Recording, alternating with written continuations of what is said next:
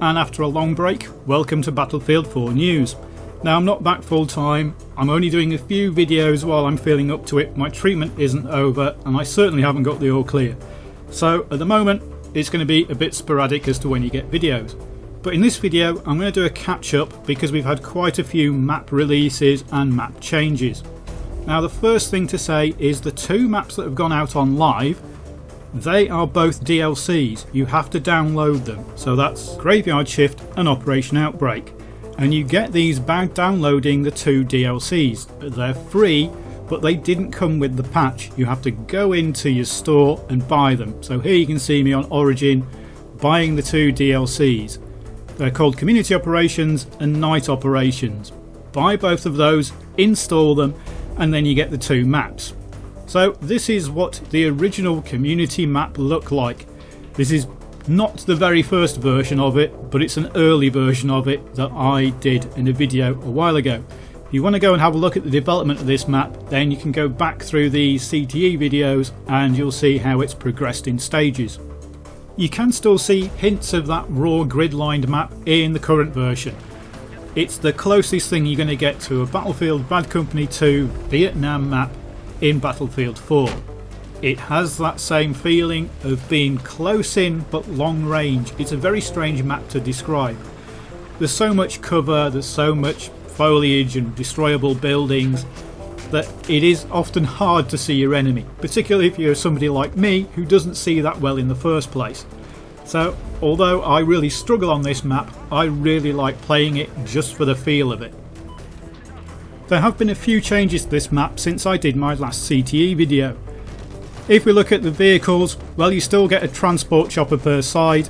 Transport chopper isn't overpowered on this map. It does allow the team to flank over the top, get to one of the back points if they're getting pinned in. So transport chopper's okay. The change that I really do like is to the tanks. For a while on this map there was only one tank and it spawned at C, so that means whichever team was holding C was more than likely going to get the tank. Now they've gone back to traditional vehicle spawns where each side gets the same vehicle spawns. So on this map we now get a tank per side and we also get an LAV per side. With this being a moderate sized map, the balance seems about right. Sometimes it feels like there's armour everywhere, but it's usually just because you're in the wrong place. As well as the jeeps and quad bikes that are dotted around the map, we now also get rib boats. Now these are the standard rib boats. Fortunately they haven't put jet skis on, which wouldn't quite go with the Bad Company feel to it, but the rib boats are okay. Something else I didn't get to look at on CTE was the M60 ULT, otherwise known as the Pig. So this is a very large machine gun and it's here on this helicopter, which is kind of between C and A on top of the hill. What makes this M60 unique is it's an LMG with explosive rounds. Now to counteract that you can't aim down sights, and if you sustain fire it spreads like a pig. So burst firing this explosive round LMG will get you some really good results.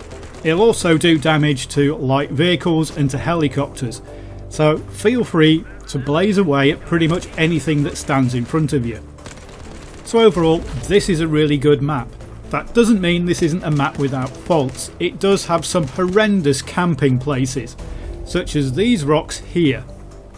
If an organised squad gets up there with a spawn beacon, they can be a nightmare to get out because there are several different places you can hide a beacon where it's not easy to shoot, it's not easy to hit with a rocket or a grenade, and it's just a bit of a nightmare. The other map that went live in the Night Operations DLC is Graveyard Shift, otherwise known as Zavod by Night, because this is just Zavod 311 with the lights turned off. Now that is downplaying this a lot.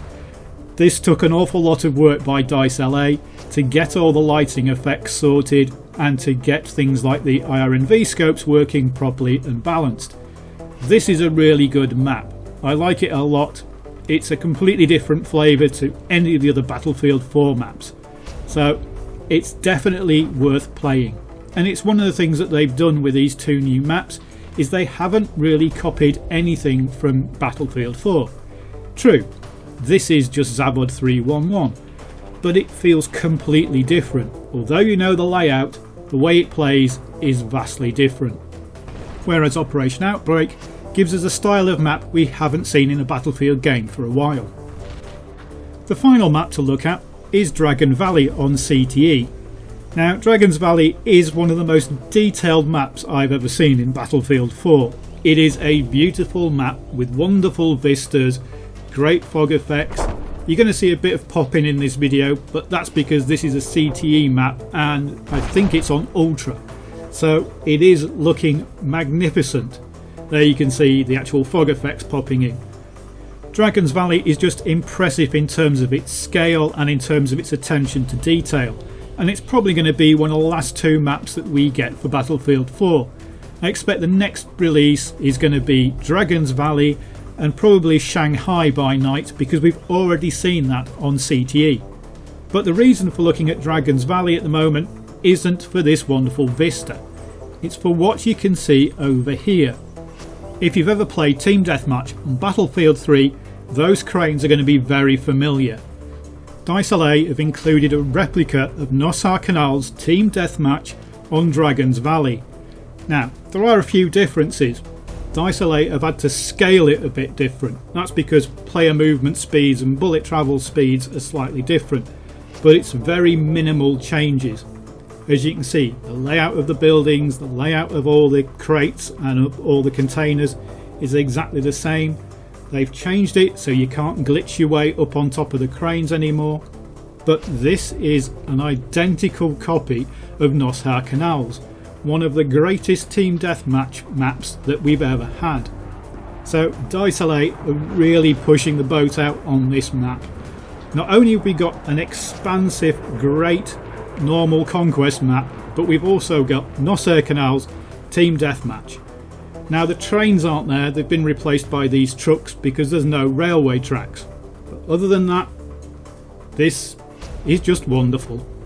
I'm terrible at Team Deathmatch and rarely play it, but even I can appreciate this map. So that's it, that's your maps catch up. We've got two new maps on live, Graveyard Shift and Outbreak and Outbreak.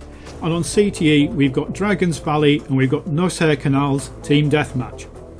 I'll do another video in the next couple of days to catch up on the patch notes that I missed from the fall release and to talk about the winter release. So until then, thanks for watching.